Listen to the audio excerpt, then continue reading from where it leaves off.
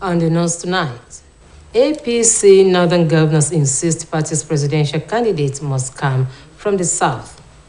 Nigerians call for justice over our Catholic Church killings. U.S. ambassador urges Russia not to close embassy. Good evening and welcome to the major reports. I am Olubomi Ajiboye Agbuola. Members of the All Progressives Congress National Working Committee are divided over the nomination of a consensus presidential candidate for the party. It was gathered that members of the National Working Committee met today in line with the directive of President Muhammadu Buhari that a consensus candidate should be picked after consultation. It was learned that during the meeting, the chairman NWC announced that Senator Ahmed Lawan has been favored to be a consensus candidate, but members of the NWC kicked, leading to division among members. Report, however, says the president has denied anointing any presidential candidates in a meeting with northern governors. Addressing newsmen at the end of the meeting, Chairman Northern State Governor Forum and Plateau State Governor Simon Lalong said President Muhammadu Buhari has not anointed any candidate. He reaffirmed that the decision of the APC Northern governors is in the interest of justice, equity, peace, and unity of the country. Governor Lalong said that the 13 of them apologized to the president for receiving the information about their position after it was leaked. According to him, they would hold another meeting, stressing that they are positioned and maintained that the presidential candidate must emerge through transparent process.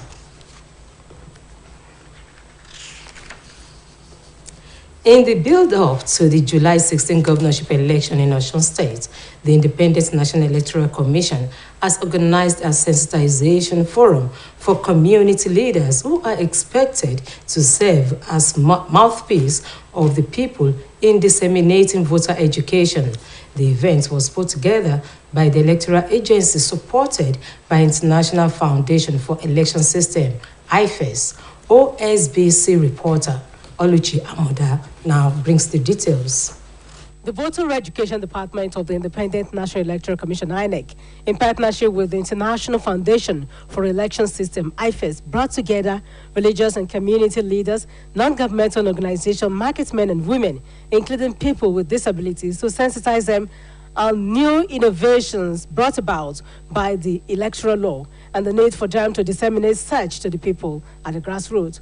Speaking at the event, the Osun State Resident Electoral Commissioner, Professor Abdulgani Raji, said the commission is poised towards conducting a free, fair, credible, and peaceful election, and urged the community leaders to help educate their people on good parenting in order to eliminate thuggery during election. Professor Raji also called on eligible voters who are yet to get their permanent voter cards, PVC, to do so, adding that only 15 political parties will field candidates for the Osun State Gilbert poll. We want a situation where the public will also be aware of all our steps, and that's what we have passed across to the community leaders. We want them to also sensitize the people to eschew violence. We don't want violence. Speaking in the same vein, the country representative of IFES, Mr. Simon Fanto, stated that the international NGO, which has presence in about 140 countries across the globe, wants to ensure that elections in Nigeria meet with global standards. He noted that the new electoral law has new innovations that must be explained to the electorate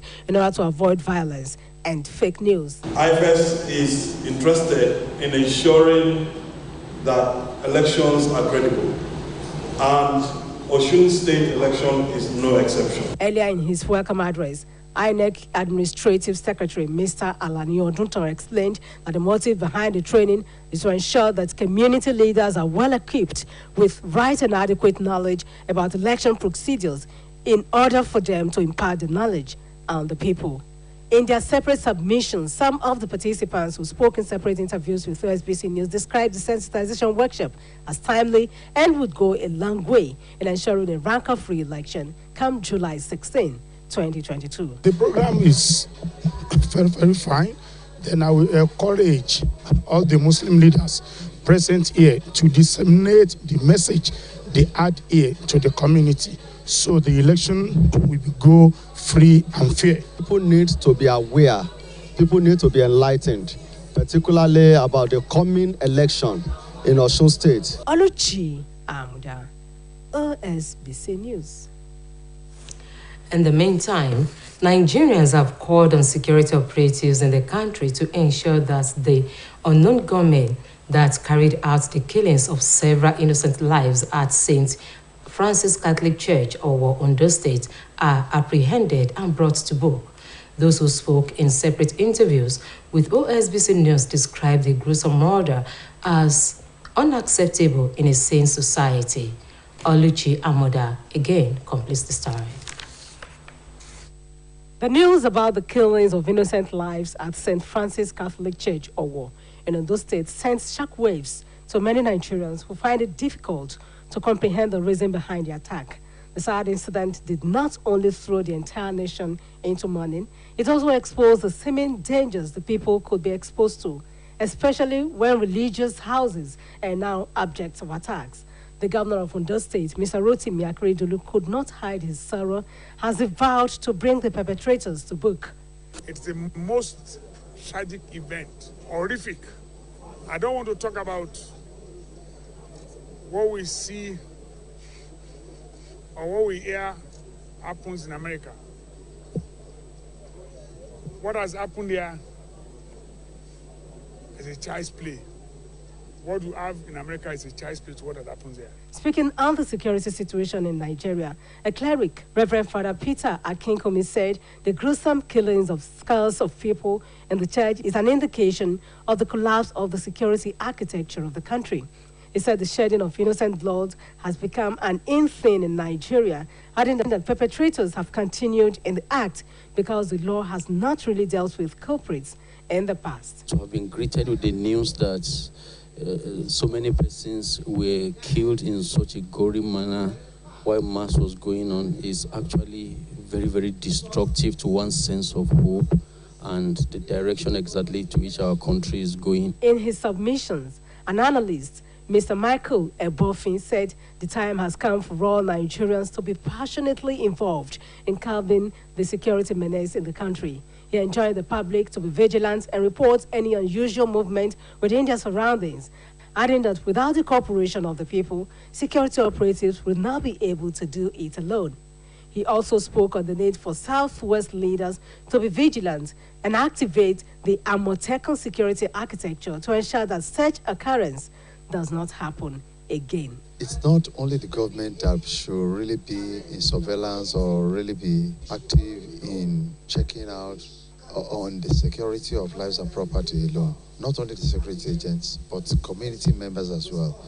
Oluchi Amuda, OSBC News. Similarly, a day after the heinous attack in Owo, condolences have continued to pour in over the dastardly attack on the St. Francis Catholic Church, Owo, Ondo State, by yet to be identified gunmen. Vice President Yemi Osinbajo and the national leader of the All Progressives Congress, Asiwaju Bola Tinubu, arrived Owo to commiserate with the government and the people of the state. Details are presented from our studios.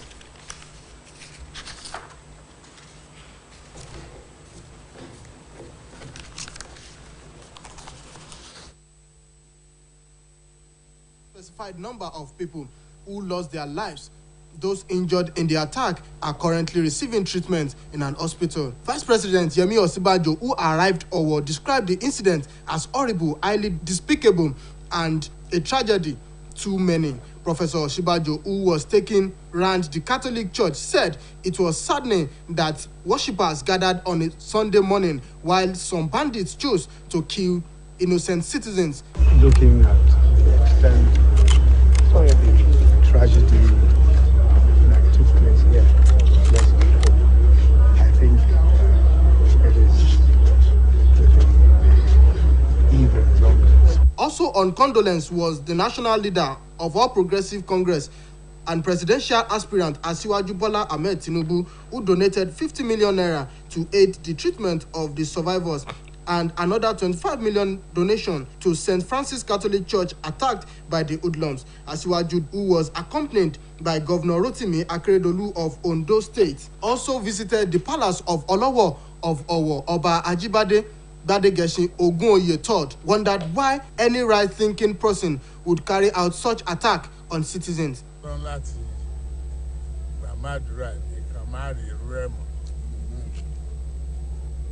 Ẹni tí ó dẹ̀ sọ ẹ̀mí tó pàdánù ẹbí Ọlọ́run á dúró tì wọ́n, á dùn wọ́n nínú. Oni of Ife Oba Adeyeye Ogunwusi Ojaja II, in a statement by his Director of Media and Public Affairs, warned against plans by the blood-sucking enemies of God who have vowed to destabilize the southwest region, described the vulnerability of Nigerians, especially the poor. The Oni, who is the co-chairman of the National Council of Traditional Rulers of Nigeria, explained that there have been reports that some criminals are currently working to invade and to wreak havoc in the Yoruba land, like the one that just happened in Owo. Oba Ogunwusi further warned that the descendants of Oduduwa cannot be overturned, stressing that Yorubas are ready to defend themselves against external invaders.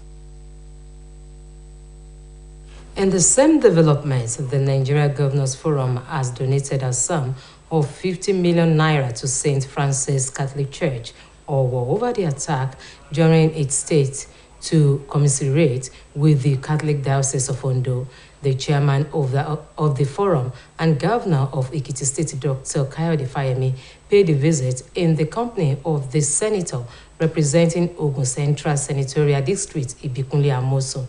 Reports say both of them were said to have left the ongoing presidential primary of the All Progressives Congress in Abuja for Ondo over the condolence visit.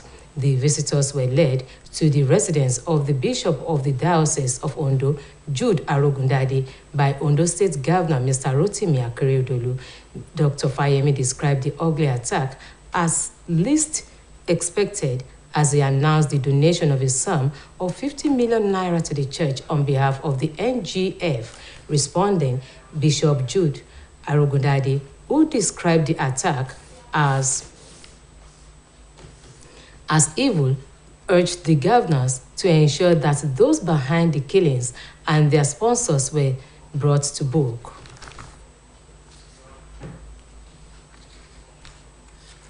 Meanwhile, the state governor of Osun, Mr. Adigboyega Oyetola, and the state government have condemned the terrorist attack on St. Francis Catholic Church, Owo, local government area of Ondo State, in which several lives were lost and many injured. This is contained in a statement issued by the Commissioner for Information and Civic Orientation, Mrs. Funke Egbemode, while expressing sympathy to the families of those killed in the attack, especially to the Catholic Diocese of Ondo and the government of Ondo State. Osun State government assured Governor Rotimi Akeredolu and the government of Ondo State of her support. The statement prayed God grant the families of the victims the fortitude to bear the irreparable loss, while it prayed for quick recovery of those who sustained various forms of injuries. Similarly, the Deputy Governor of Osun State, Mr. Benedict Alabi, has commiserated with the Catholic Church of Nigeria and government of Ondo State over the attack on the Owo branch of the church during the Sunday service. Mr. Alabi described the attack as very unfortunate and barbaric in every ramification, saying the church and its people were stronger in the Lord despite the incident. And a statement signed by his chief press secretary, Mr. Olaniyi Ajibola, the deputy governor, who is also the Southwest coordinator, Catholics in Politics and Commerce, expressed his condolences over the dastardly incidents. He expressed optimism that the country would triumph over any form of insecurity and continue to move in the path of sustainable growth. In the meantime, a renowned industrialist in the state of Osun, Engineer Abiola Abi, has called on the federal government to, as a matter of urgency, come to the aid of the industrial sector as a way of preventing it from imminent collapse. The managing director and chief executive officer of Abiola Electrical Machinery Company Limited made this known while speaking with OSBC News crew in Osogbo. He speaks further. The issue of diesel is becoming unbearable because for an industrialist to meet up with the demand with this high cost of this diesel is somehow hard.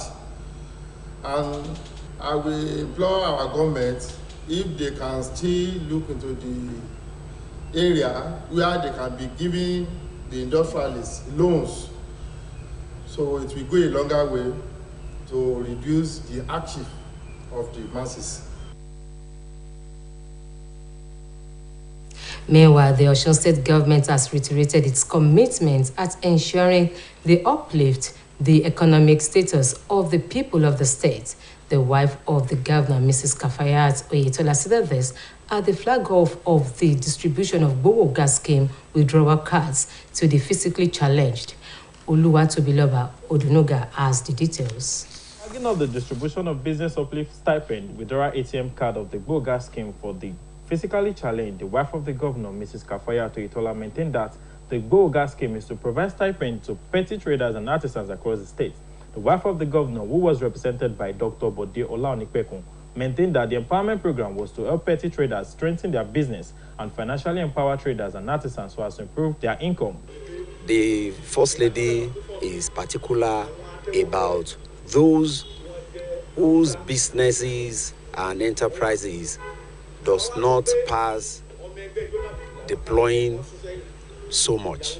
In his remarks, the state chairman for the Joint National Association of Persons with Disabilities, Mr. Oluwafemi Stephen, appreciated the Osun State government for their support to the physically challenged, adding that the program would provide succor to the people. When we talk about the empowerment, our people who are empowered, we built a building that our people are making their artisans like a shoemaker, batik, even braille press for the visually impaired to produce their textbooks. Beneficiaries of the Bowo gas scheme, including Mr. Muritala Adebayo, Mrs. Fumilayo Abdullahi, among others, appreciated the administration of Governor Adegboyega Oyetola for extending his generosity to the physically challenged. There was a presentation of the scheme withdrawal cards to the physically challenged people who have benefited from the Bowo gas scheme. Oluwatobiloba Odunoga reporting for OSBC News.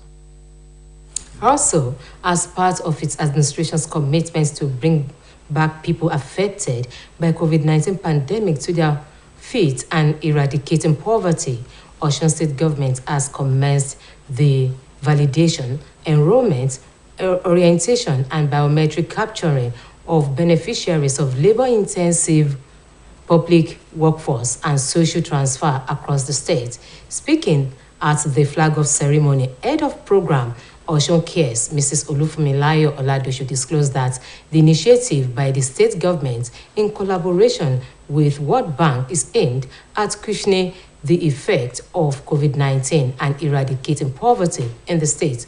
Olaide Adegbenro has the details. Of thousands of aged, vulnerable, and people with special needs will soon get financial assistance from Osun State government in collaboration with World Bank to cushion the adverse effect of COVID-19 through the program tagged Osun Cares. The program, initiated by the administration of Governor Adegboyega Oyetola, supported by the World Bank, is expected to go a long way in supporting the beneficiaries to be financially stable in the aftermath of the COVID-19 pandemic. The validation, enrollment, orientation, and biometric capturing of both labor-intensive public workfare and social transfer beneficiaries were done simultaneously in Osogbo, Olorunda, Borikpe, Ila, Ifedayo, and Boluaduro local governments. Speaking with OSBC News, the head of Osun Cares program, Mrs. Fumilayo Oladosho, stressed that the initiative, with its two components, is to take care of youth and the aged alongside the people with disabilities in the state. Mrs. Oladosu reiterated the commitment of Governor Adegboyega Oyetola to better the life of vulnerable across the state through his administration as programs and policies. She therefore enjoined the beneficiaries to take the advantages of the data capturing exercise to get the largest. The state government is the brain behind it, even though it's supported by the World Bank, but it is the state that is driving it. With this program, people will be able to take care of themselves, especially those who are benefiting on this.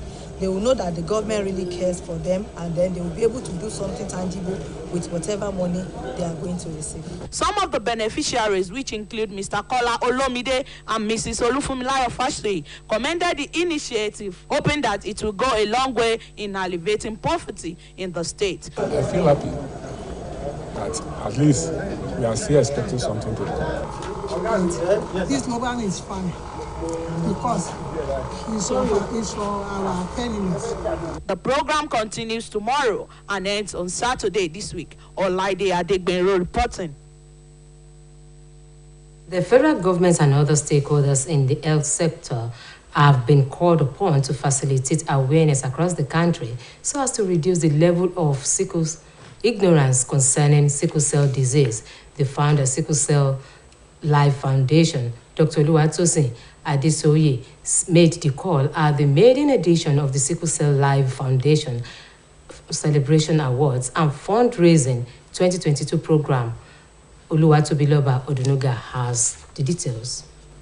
Speaking at the Sickle Leaf Foundation Celebration Awards and Fundraisers FOCAF 2022, the founder, Dr. Oluwatosin Adesoye, maintained that sickle cell disease is a genetic blood disorder inherited from one's parent and characterized by inheritance of two abnormal genes, with one of the abnormal gene being hemoglobin S, which is common in blacks, although it is a global disease and Nigeria still has the highest burden of sickle cell disease in the world. The Sickle Leaf Foundation founder stated further that the aims and objective of this foundation includes the provision of free healthcare services for the sickle cell warriors, empowerment of sickle cell warriors through increased accessibility to education, vocational training, talent show, and to also facilitate sickle cell related research in promotion of sickle cell prevention and management. Dr. Adesoye maintained that some of the factors that have contributed to the setback in managing sickle cell disease in Nigeria include ignorance, lack of newborn screening facilities for hemoglobinopathies in Nigeria, lack of affordable healthcare for people living with sickle cell disease, and lack of sufficient sickle cell disease related research, among others, stressing that there is need to intensify sickle cell awareness from all fronts and use every possible medium, which includes community awareness to the suburbs, hospital-based awareness, social media awareness, radio, television, and newspaper awareness. Sickle cell disease is costly to manage,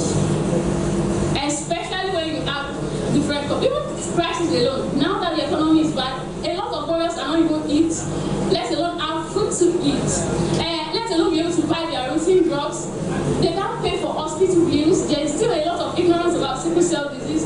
Some people still die undiagnosed. In his remarks, the State Commissioner for Health, Dr. Rafiu Samotu, said there is need for all government at all levels to intensify the level of awareness, advocacy, and also do more of public enlightenment on what sickle cell disease is all about. Dr. Isamoto noted that there is also need for more research on sickle cell disease and need for the provision of newborn screening facilities of the sickle cell disease, which is one of the best ways to increase sickle cell disease awareness and reduce ignorance and promote effective education about the sickle cell disease. The commissioner maintained that the Osun State government has never for once reneged in its efforts at ensuring the good upkeep and the safety living of all residents of the state. Our enlightenment, our advocacy is not enough, so we need to increase that advocacy, enlightenment about what sickle cell is all about.